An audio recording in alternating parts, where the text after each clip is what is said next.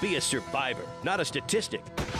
Renegade River in Spring Lake has new and used handguns, hunting guns, sporting goods, and survival gear. Protect your rights and your freedom. Ask about their CPL classes. Renegade River, next to the police station in downtown Spring Lake. The Talk of Muskegon. News Talk 1090, WKBZ. Welcome to the Mike Hewitt Show, sponsored in part by Renegade River. And my name is Mike Hewitt, and today my guest is Gene Clem, who is the president of the Voter Information Network Super PAC and one of the original organizers of the Kalamazoo Tea Party rally back in 2009. As I understand it, Gene, you were part of the Southwest Michigan Tea Party umbrella that works with several counties developing tea parties. Is that right? Yes. We kind of put out a sample for everybody to follow with bylaws and a good way to set up the continuing organizations. And we probably assisted up to 6 or 7 of them, I guess, getting started up. Very nice. I got to tease you before we get off into the serious stuff. I see a picture that shows a picture of you who I consider like the picture of Tea Party, but you're standing at what looks like a podium at the Michigan State Republican Convention. Tell me, what's that, Gene? Did you get lost that day? I bill myself as a Republican under protest. I love it. Yeah, but I go back. They started the Republican National Committee, I think, in 1980, and I've got a little ballot card as one of the founding members of the Republican National Committee. I was deep into my career in IT at that time and send them big bucks, and so they sent me those nice cards every year. But I was very much involved. Probably until H.W. Bush was inaugurated, then I just kind of lost all my fervor, and it went away. And I dropped out. I dabbled in Libertarian Party for a while. I voted for the guy with the crazy old aunt in the basement, and just kind of straight around for a while, and then with the Tea Party, we had a conversation in 10. Several of us sat around the table and said, "Okay, what do we do?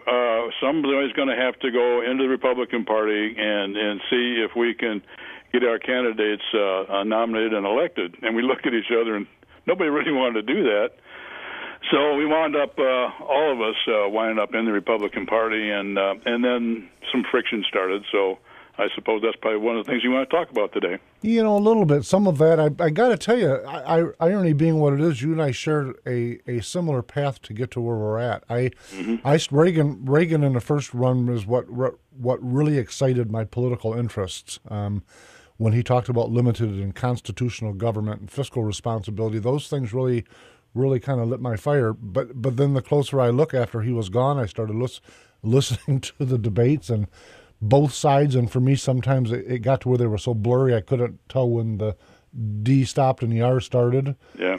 And it got a little bit confusing. Now, way before the Tea Parties, I got involved with the Republican Liberty Caucus and ended up helping to found the Michigan RLC. And then inevitably the Tea Party, and along the path I challenged an incumbent and all the other things that hard-headed people that refuse to give in do. So we have a similar path, but along with talking about the picture and the relationship with you and the state party, another thing that came up after I posted the announcement to the show's Facebook page is somebody asked me not to allow you to talk about to do your Braveheart speech. What's so tell me what the Braveheart speech is about before I got to get all these things out of the way before we get into serious stuff, Gene. That is very interesting. I've used it maybe a couple of times, but on our initial rally, we thought we'd be lucky to get 200 people on the courthouse steps here in Kalamazoo County, and people just kept coming and overflowed the street outside. The police just finally gave up and blocked it off into everybody's downtown Kalamazoo. No, it was into the park in the middle of town, and but I had it planned all along at the end of it to give the Braveheart thing about many years from now, as you lay dying in your bed, would you not give every one of those years, but come back here right now and fight for liberty and freedom? And I got this huge roar from the crowd. I mean, it was just an amazing feeling. So I think that's where it comes from. I've kind of used little bits of it from time to time to get people really jazzed up at Tea Party meetings. See, now I was picturing you painted face riding up and down in front of a row of warriors screaming with your sword in the hand and we're on, let's go. I didn't have my tri-corner hat on though, so but tri-corner hat and sunglasses. It was quite, I've got a few pictures of it. It really looks weird. That's very, very funny. So I as soon as it was brought up on Facebook, I had to write that at the top of my notes. Tell me this though. Let's dive into some seriousness. Where do you think the relationship is now between the GOP overall and the Tea Party overall? Well, it's an interesting. I guess the easiest thing to say is love-hate relationship, and maybe that is it. But and I've got quite a few friends. Some people that were old-timer. That's where that picture came from. Some people have been in the party for years and years that I got to know and become friends with, and all of a sudden they discovered that Tea Party people were just kind of regular conservatives, and they weren't really like that pack of zombies that just come up out of the ground. And so we became friends. And since then, we've many of the Tea Party people that I've been talking to over the last 5 years, we more or less kind of agree that what's happening is, as the Tea Party is what we would call Tea Party Republicans are moving into the Republican Party, getting elected to positions within the party and so on. What we're finding is that there's a lot of conservatives who they're sort of like, you know, we've been circling the wagons here, and we're glad you guys finally showed up. We need help. So that's kind of what's going on. We're forming the coalitions, and it's just my sense from just talking to people across the state is that if you group people as constitutional conservatives, small government conservatives, versus people who think government should do more, I think the small government constitutional people come from the Tea Party, and the old-timers have been around for a long time. I think we outnumber the, I guess you'd call them the moderates. And it's moving more and more in that direction. And a lot of the energy and the activity is coming, as usual, from the new people in the party. Sure. I often, as I watch the Tea Party folks who are now flying a Tea Party banner, and I'm agreeing with you that a large part of those folks were really the backbone of what used to be the Republican Party. So in many cases, it's the same faces I was seeing 15 years ago or 10 years ago. But what I kind of giggle a little bit about from time to time is I recall Trent Lott, when they asked him what he thought of the Tea Party, he said, "I think it's great, we'll co-opt them." Yeah. And that is not exactly what's come to pass. Right. So I like that part a lot. I recently saw a banner on somebody's Facebook page, and it said Liberty GOP. And they made it one word, LIBERTEA GOP. And I got to tell you, I think that's the foundation of what the Republican Party really is. And so part of what I want to talk about, because I think you and I agree on a lot of these general topics, is one of the things, if you talk to just Republicans that are not necessarily out and engaged as much as us political monkeys are, you ask them what it means to be a Republican, and I got to tell you, it feels like the definition has been a little bit skewed or lost over the last few years as everyone tries to jostle to make their voice the one that's heard. Mm-hmm. Now, what do you think of that? Yeah, I think so too. An interesting concept was brought up by a good friend of mine from Howell. She said that she considers herself a platform Republican, and if you look at the Republican platform, there's nobody in the Tea Party that wouldn't go along with everything that's in there. It's anti-Common Core. It's for traditional marriage. You go right down the line. But in the meantime, we have some people who are elected that don't pay any attention. Their votes don't pay any attention to that platform at all. So, I think the friction comes. I think, and I think she hit it right on the head. Is you can be elected and you can be working in the party but not believe in the platform at all, but just put the platform out there to fool people to think that that's what the Republican Party stands for. And then, so obviously, then the friction is going to be internally within the party. I had an email yesterday. Oh, can't we stop this bickering? No, You can't, because there are two different groups of people who are vying to get the right people nominated and elected. And if you just keep your mouth shut and don't say anything, well, then who knows who's going to get elected? So that's not the way to do things. I'll tell you this on that point, Gene. I happen to think that the bickering is healthy.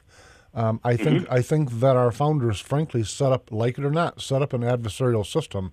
So from our courts all the way to our party politics to allow the strongest ideas to inevitably prevail.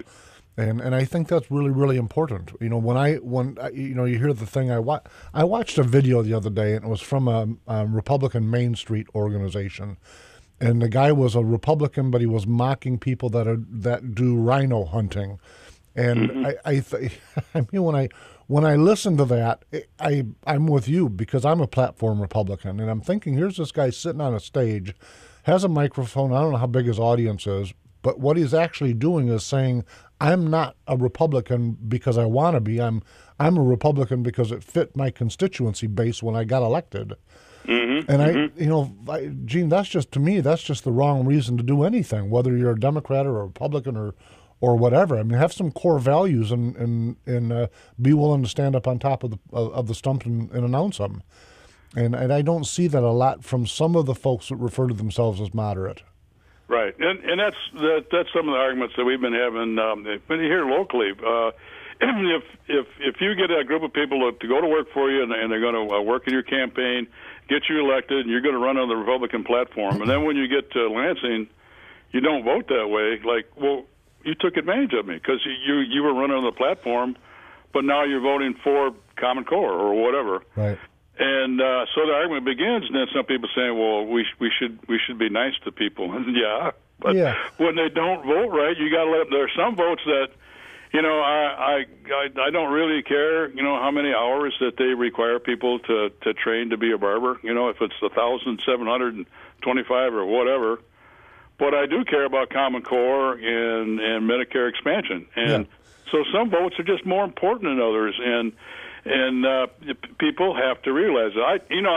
I refer back to, I can remember I played football in high school, and I remember one game that we just barely won, and it was down in Buchanan High School, and you had to climb up a bank to get back to the locker rooms after the game was over. I couldn't hardly crawl up the bank. I was so beat up and smashed, but I had so much respect for the other team.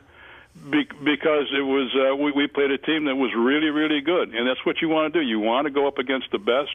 You want to have that contest, and then may the best men win. Same thing in politics. That's exactly the way I look at it. When I look at votes like the Common Core and the third of the Republican legislature that voted for Common Core, and then that also voted for the Michigan Medicaid explosion, which is Obamacare, by the way. Right. When I look at those kind of votes, and I agree with what you said, I've often analogized it to say we're not debating how many angles should be on a stop sign. These are significant and generational decisions that are being made. But what really grinds me is I remember being at the Zeeland Library back with the what is called now the Ottawa County Patriots, listening to most of these people that came and told us what they were going to do, knowing that they were talking to a conservative-based Tea Party group, and of course they absolutely blew smoke. And I'm going, but the problem with it is I was taking notes. I remember what you said. And so I'm one of those guys that's probably the folks that at least know me or that have listened to the show that know that I'm perpetually calling for primaries, because I think that's how we make America stronger, and it's certainly how we make the party better by defining. I think that's one of the two tools that we have to define the GOP. But I also have been known to hearken back a lot to Ronald Reagan's bold colors, not pale pastels speech. Whereas the moderates will say, the folks that are against us within our own party will say that we have to act like the enemy in order to win. And I just reject that completely. Crazy. Yeah. And I say, well, it didn't work so well for McCain, and I told you it wouldn't, and it didn't work so well for O. Romney, and I told you it wouldn't, and it worked really good for O. Snyder, but I got to tell you, his ratings are in the toilet. So he can do what he wants, but the public is saying that's not what you told us. So At any rate, the question we've got to figure out as a group or as an electorate is how do we get from where we're at to where we want to go? Well, that's a good question, because there's another way of looking at it too, and I've kind of couched it in my mind is there's the bottom-up approach of a political party versus the top-down. And we've had discussions in our exec committee meetings here where when you listen to what was being said, there were two types of people on the committee. One that says that, well, whatever they decide when they get in Lansing or in Washington, that's good. And our side said no, because when we sent them there, we asked them to do this, and then it didn't do that. So then we had another question. Well, what's of the value of having resolutions? Why do we even vote on resolutions? Well, it's to let the party know what the grassroots, the people you depend upon to get you elected, what they want you to do. Exactly.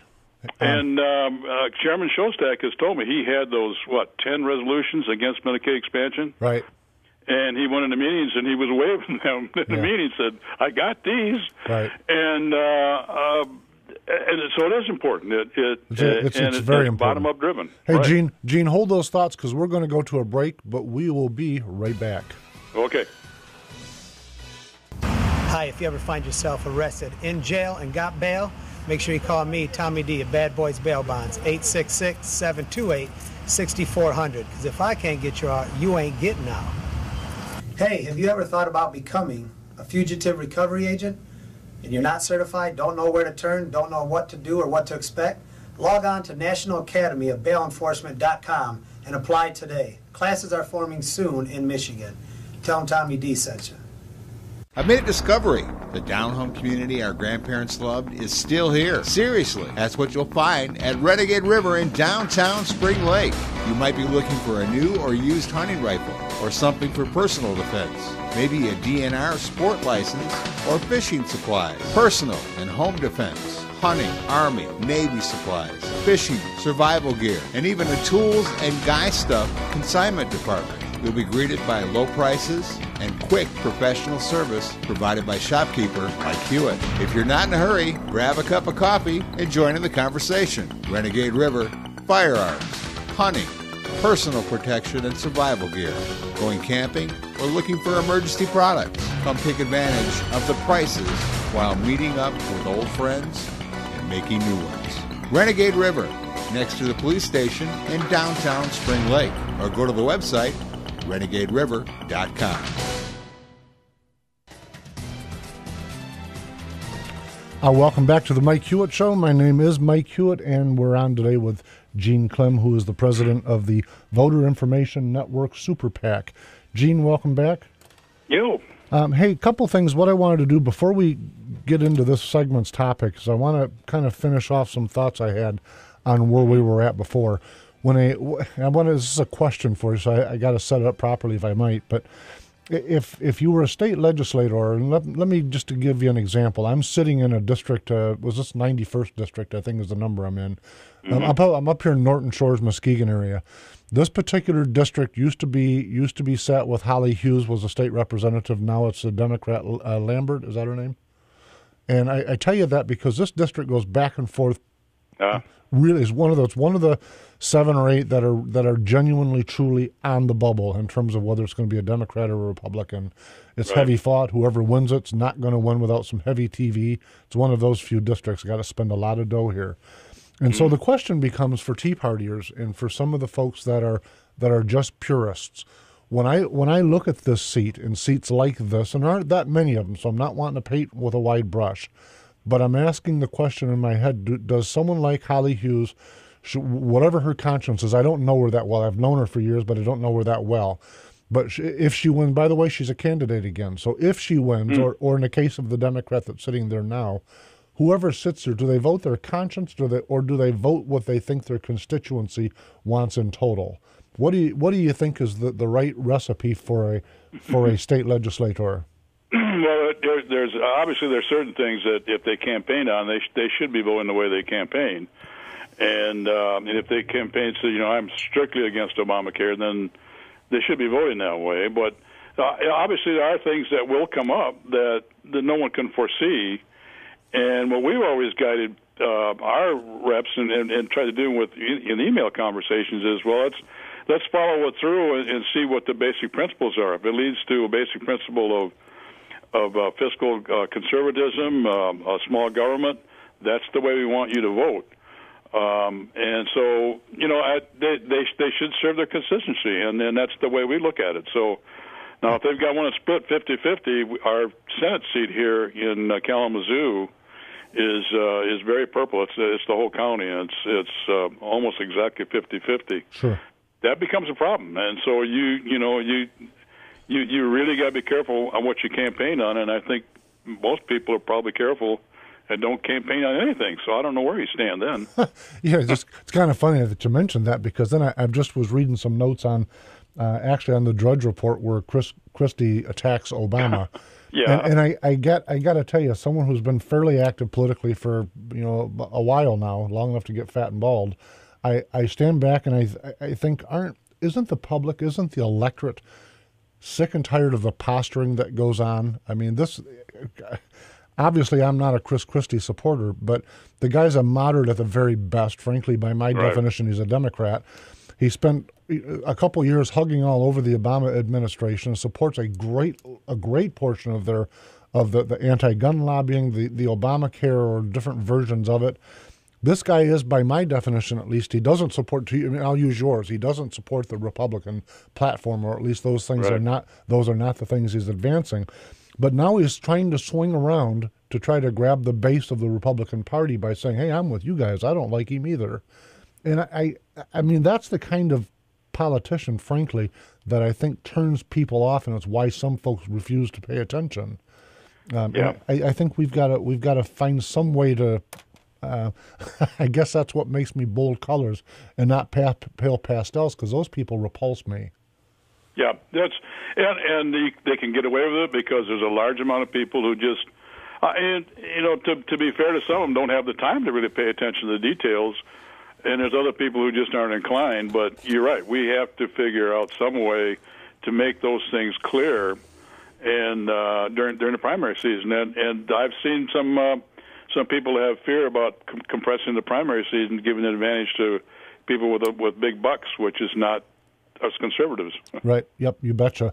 Now, and by the way, have you noticed that all conservatives are rich 1930 styles bankers? Yeah. Right. Sure. Yeah. I got a little white mustache. And, yeah. Noticed that. A little tuxedo. It's kind of funny.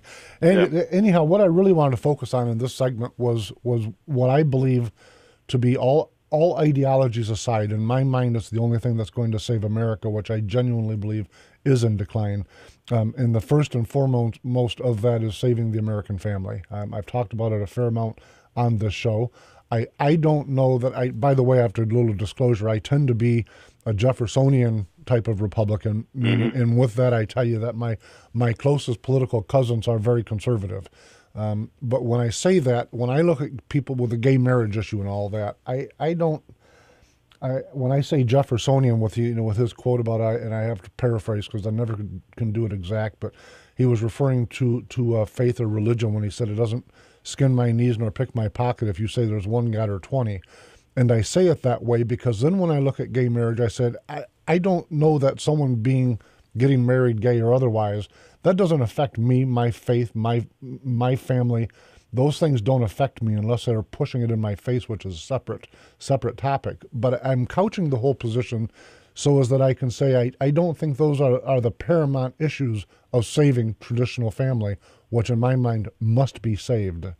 When I look at the statistics for all of the crimes and the suicides and the murder, all of these negative societal statistics are all tied to single-parent families. Right. I mean, these things they're not ideological. They're mathematical facts. You can write them down on paper, and they're indisputable. And by the way, I love that cuckoo clock. Yeah, it's loud. Yeah.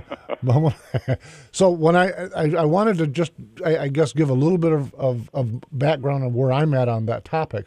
Having said all of that, what do you have any kind of vision or hope for trying to save the American family? Do you agree with me at all on this topic, or where are you at on it? Well, yeah, I agree. There's and I have a lot of discussions with, especially over the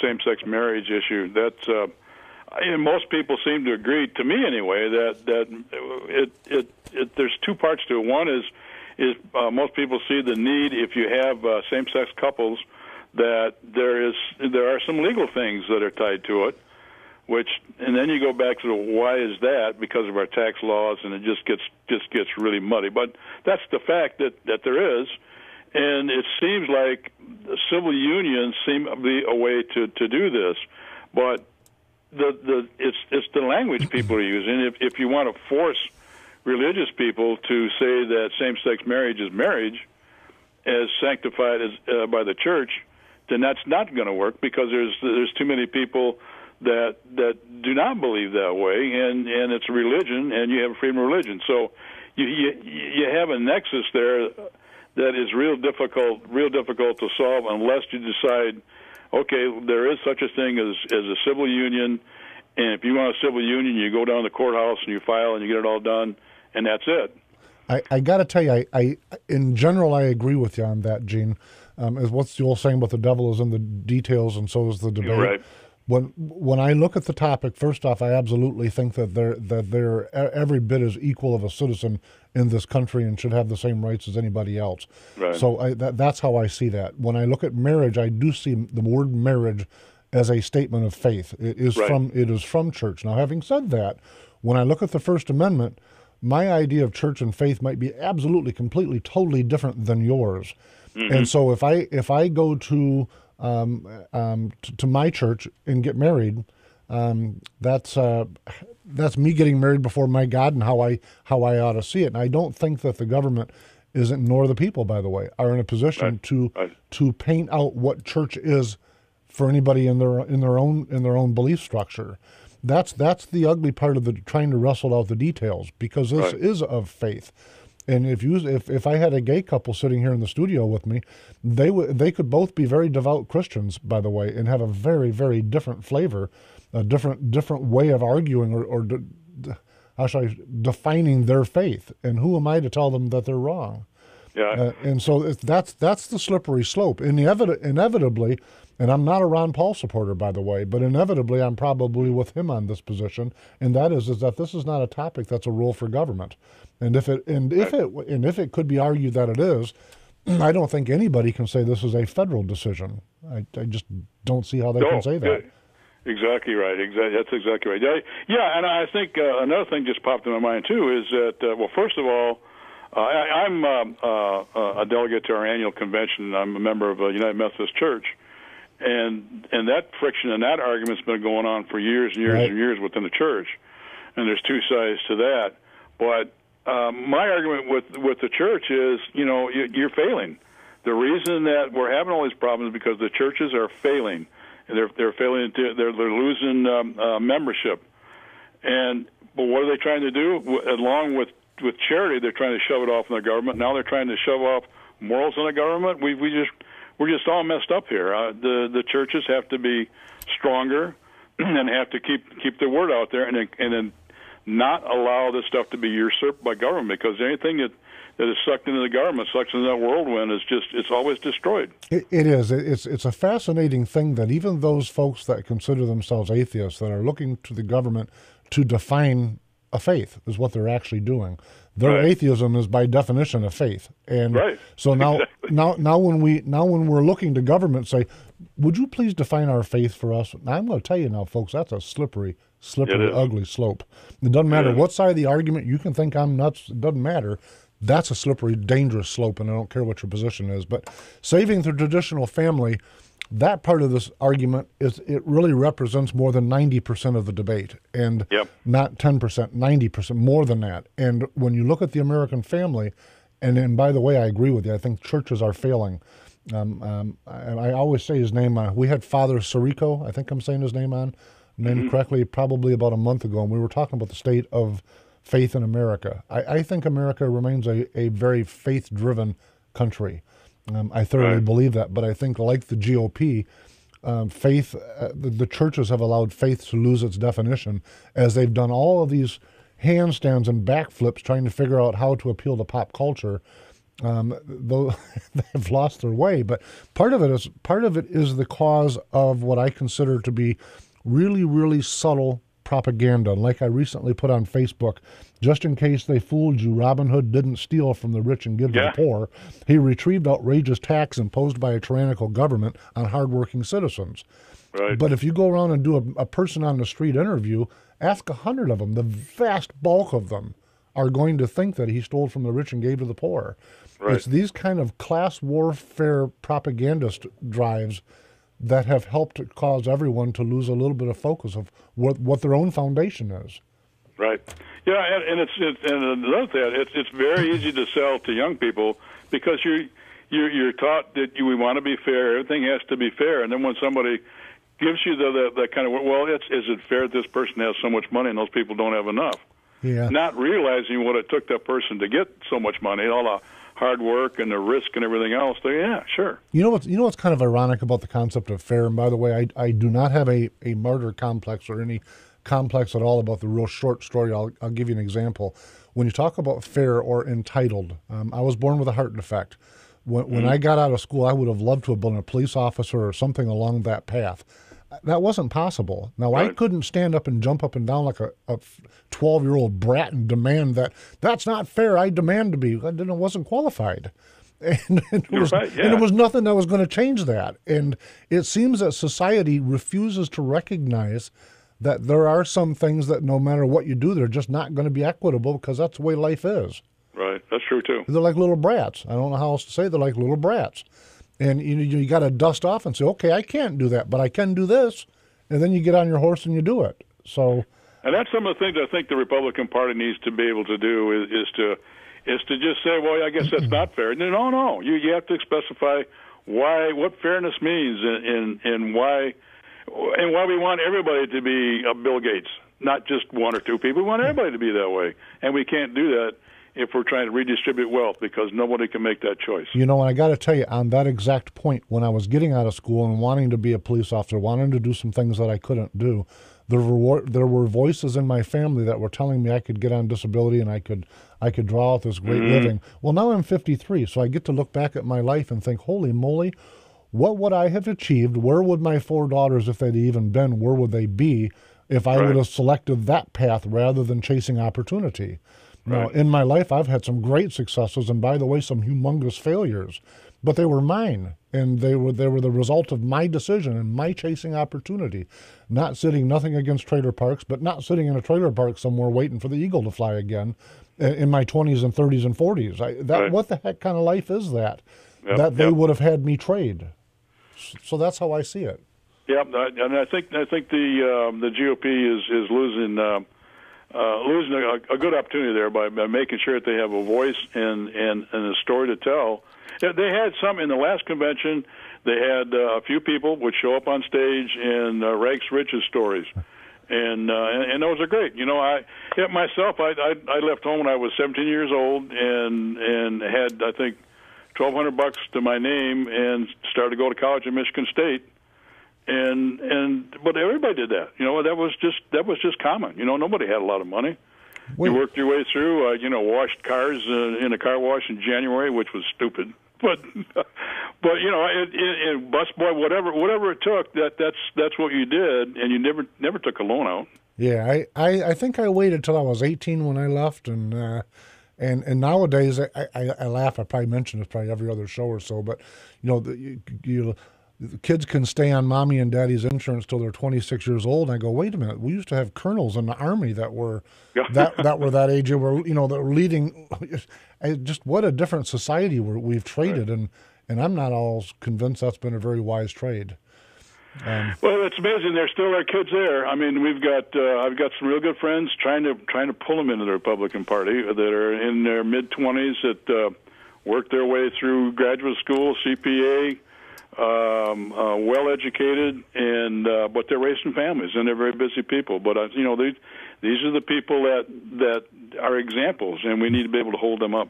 I'll tell you one thing that we're getting, and then we're going to we'll have to go to break in just a second. But one of the things we're getting out of the advent of a call for liberty within the Republican Party is we're getting a lot of folks that are coming on board the Republican Party because of that word that 10 years ago wouldn't even have dreamed of joining the GOP.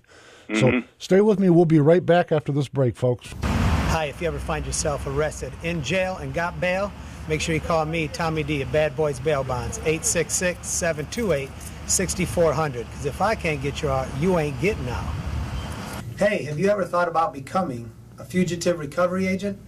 And you're not certified, don't know where to turn, don't know what to do or what to expect? Log on to National Academy of Bail Enforcement.com and apply today. Classes are forming soon in Michigan. Tell them Tommy D sent you. I made a discovery. The down-home community our grandparents loved is still here. Seriously, that's what you'll find at Renegade River in downtown Spring Lake. You might be looking for a new or used hunting rifle or something for personal defense. Maybe a DNR sport license or fishing supplies, personal and home defense, hunting, Army, Navy supplies, fishing, survival gear, and even a tools and guy stuff consignment department. You'll be greeted by low prices and quick professional service provided by shopkeeper like Hewitt. If you're not in a hurry, grab a cup of coffee and join in the conversation. Renegade River, firearms, hunting, personal protection and survival gear, going camping, or looking for emergency products. Come take advantage of the prices while meeting up with old friends and making new ones. Renegade River, next to the police station in downtown Spring Lake, or go to the website renegaderiver.com.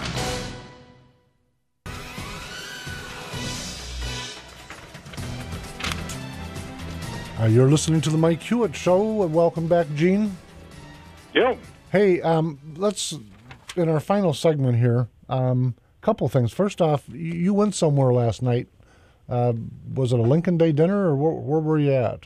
Yes, Lincoln Day dinner at Van Buren County. Okay. Did you get to hear a speaker, Gene? Well, yes, Congressman Rogers was there, and he was giving a good speech, kind of explaining what was going on with his not running again. But one of the things he mentioned was what was going on with the war on terror and all the attacks and the cyber attacks and everything else. And so he's saying that we're in war, but what has anybody given up? Nobody's given up their car. Nobody's given up anything. And in the back of my mind, I'm thinking, liberty with the NDAA, where people are giving up liberty like crazy with the TSA and everything else, but he didn't realize that. He doesn't think in those terms because he's become a citizen of Washington, D.C. That was what was going through my mind. Yeah, it's truly a fascinating thing that a lot of these folks, in fact, it really probably goes to the conversation we were having in the first segment, a lot of these folks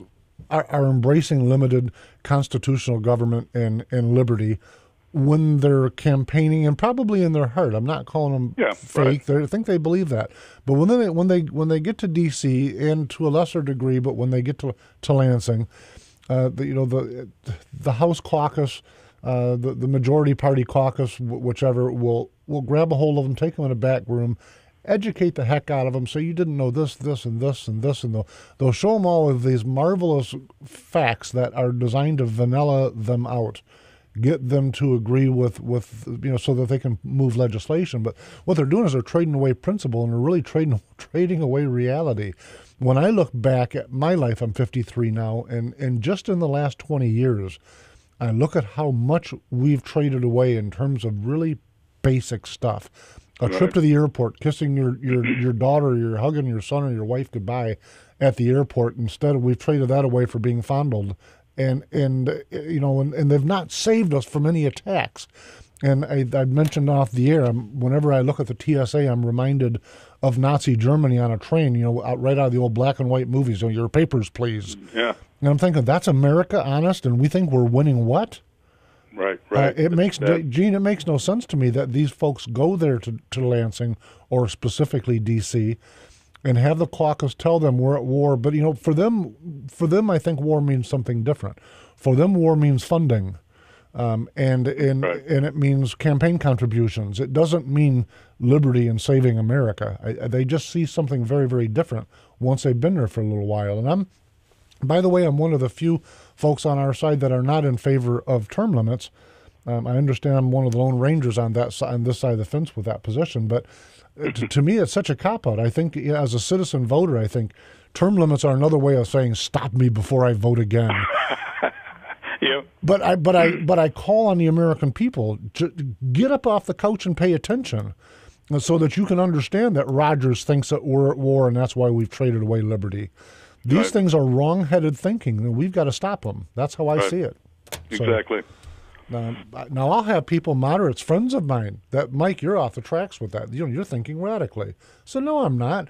I remember being at the airport in Minneapolis, St. Paul, and I stepped outside. I used to smoke. By the way, tomorrow was my 4th year anniversary for not smoking. All right. But I remember coming back and forth, going to different places out west on business, and I on a layover. I step outside. Now the security people can physically see me in the area that they had set up for smoking. So they, go right through that door. They watch me while I'm having a cigarette, and of course they have to fondle me and completely go through all of my IDs. And they saw me the whole time, and I'm thinking, what a deviation from common sense we've become. Yeah, right. And folks think we're winning, and we're not winning nothing. But tell me on a different note, speaking of Rogers and folks that have been set in cement for too long, where's your thinking at on the topic of primarying Republican incumbents? Well, we going way back when we first started the Tea Party. I mean, that was one of our things we realized very early on. Is primaries are very important, and again, and I've had a conversation with many people in the Republican Party, many of the officials, that I look at it as a primary is if people should want to have that position and they should have to play for it. When I was in high school, there were people beating on me all week long, trying to knock me off the first team so I wouldn't be a starter to get my position. And the reason for that is you want to field the best team possible on Friday night. And I look at primaries as the same way, is you want to field the best team possible. In Kalamazoo, we've got one of our state districts, state rep districts. We've got two very good conservative gentlemen run against each other, and they're friends. And we're saying this should be real interesting because we get a choice between two really good people. And unfortunately, one of them couldn't live in another district, but that's just the way it is. And so I'm heavily in favor of primaries. I know a lot of people in the party who also are in favor of it, and they're in favor of keeping hands out. It should be strictly up to the voters and grassroots. I remember in 2004 when I challenged an incumbent, who, by the way, I consider a friend now, and she's been on the show a couple times. But back then, the party establishment thought I was absolute like the devil incarnate for doing that. Yep, right. What are you thinking? I mean, I talk about being ostracized. I was really sent out to the back 40. But for me, I think primarying is a common sense issue on two things. First off, you mentioned early on in today's show, we talked about Common Core and the Medicaid explosion. And I think that those folks that voted for that need me to be brought before the voters to explain their vote. Right. And right now it seems that us conservatives and liberty-leaning Republicans have a tendency in total of when we lose a battle, we just dust off and go, okay, let's move on.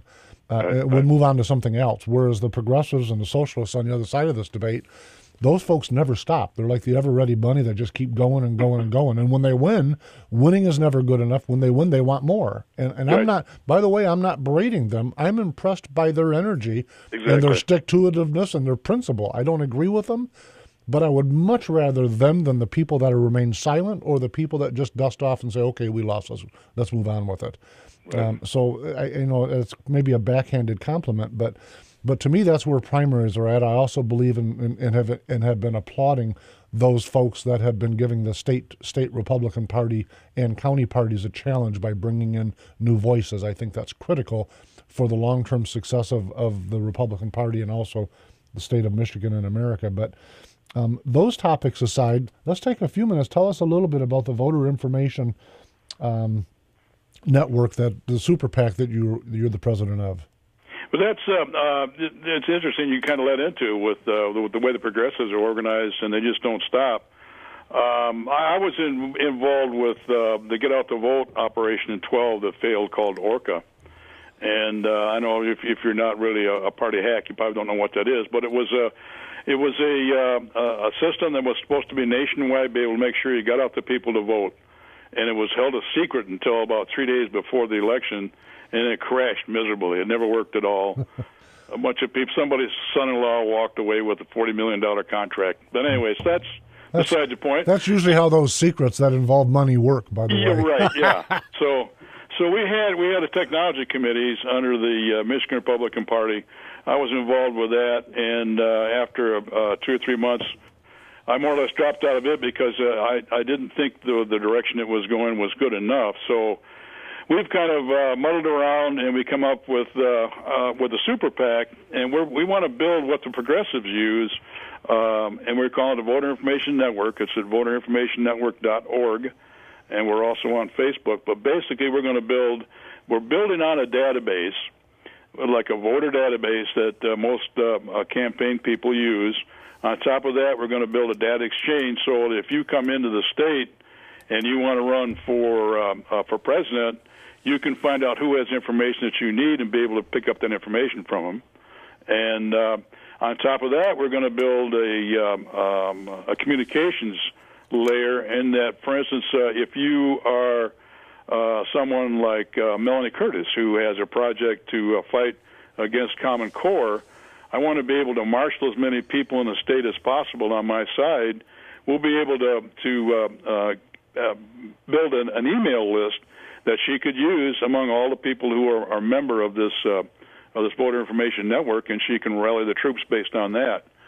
And on top of that, we eventually will build analytics. This is a long-term solution.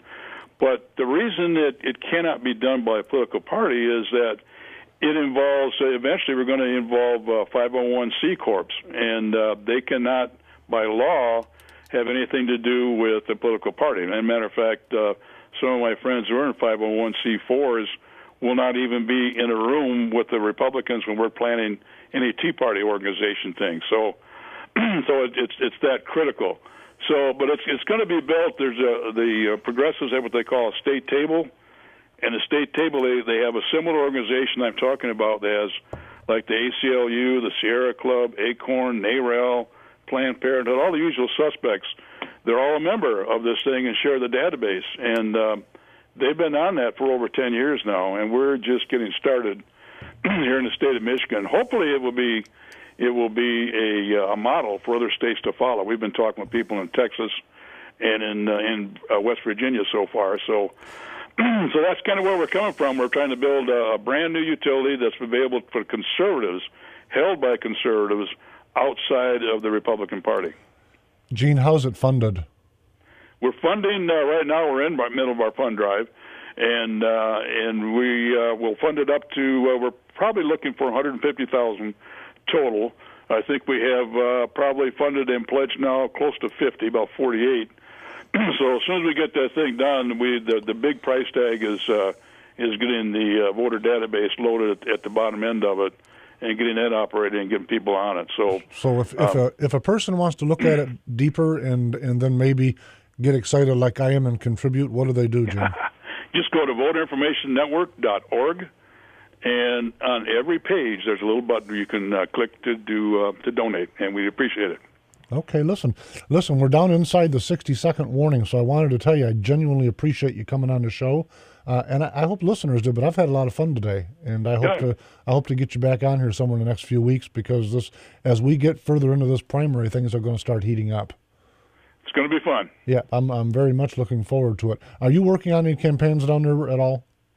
I'm working on the Wes's campain, okay. West Nakagiri. Yep, very nice.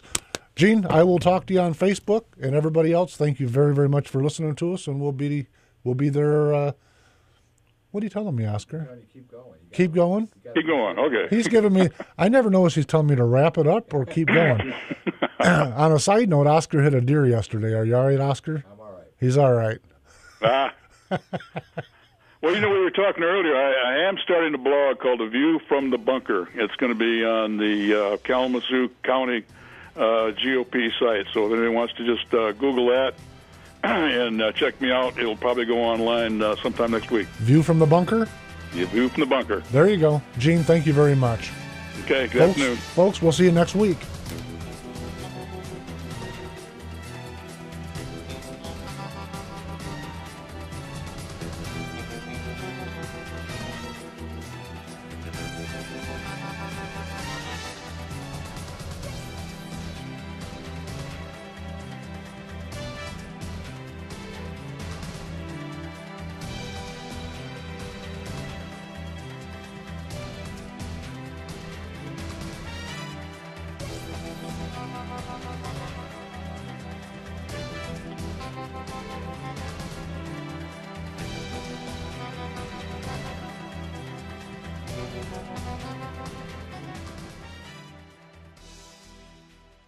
Renegade River in Spring Lake wants to buy your used handguns and hunting guns. Renegade River, your hunting, camping, and survival store. Stop in and check out their new and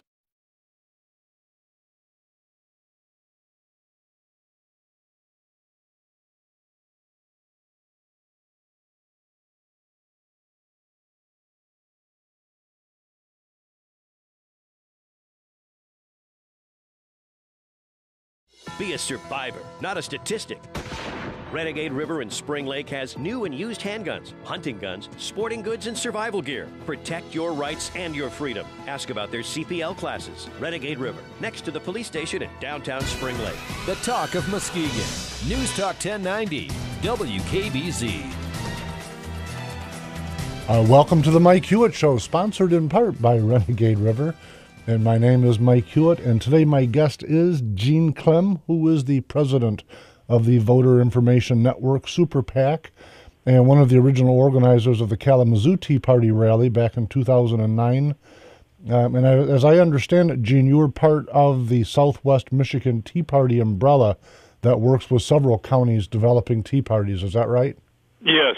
We kind of put out a sample for everybody to follow with bylaws and a good way to set up the continuing organizations. And we probably assisted up to 6 or 7 of them, I guess, getting started up. Very nice. I got to tease you before we get off into the serious stuff. I see a picture that shows 10. Several of us sat around the table and said, okay, what do we do? Somebody's going to have to go into the Republican Party and see if we can get our candidates nominated and elected. And we looked at each other, and nobody really wanted to do that. So we wound up, all of us winding up in the Republican Party, and then some friction started. So I suppose that's probably one of the things you want to talk about today. You know, a little bit. Some of that, I got to tell you, irony being what it is, you and I shared a similar path to get to where we're at. Reagan in the first run is what really excited my political interests. When he talked about limited and constitutional government and fiscal responsibility, those things really kind of lit my fire. But then the closer I look after he was gone, I started listening to the debates and both sides, and for me sometimes it got to where they were so blurry I couldn't tell when the D stopped and the R started. Yeah. And it got a little bit confusing. Now, way before the Tea Parties, I got involved with the Republican Liberty Caucus and ended up helping to found the Michigan RLC, and then inevitably the Tea Party. Your bed, would you not give every one of those years, but come back here right now and fight for liberty and freedom? And I got this huge roar from the crowd. I mean, it was just an amazing feeling. So I think that's where it comes from. I've kind of used little bits of it from time to time to get people really jazzed up at Tea Party meetings. See, now I was picturing you painted face riding up and down in front of a row of warriors screaming with your sword in the hand and we're on, let's go. I didn't have my tri-corner hat on though, so tri-corner hat and sunglasses. It was I've got a few pictures of it. It really looks weird. That's very, very funny.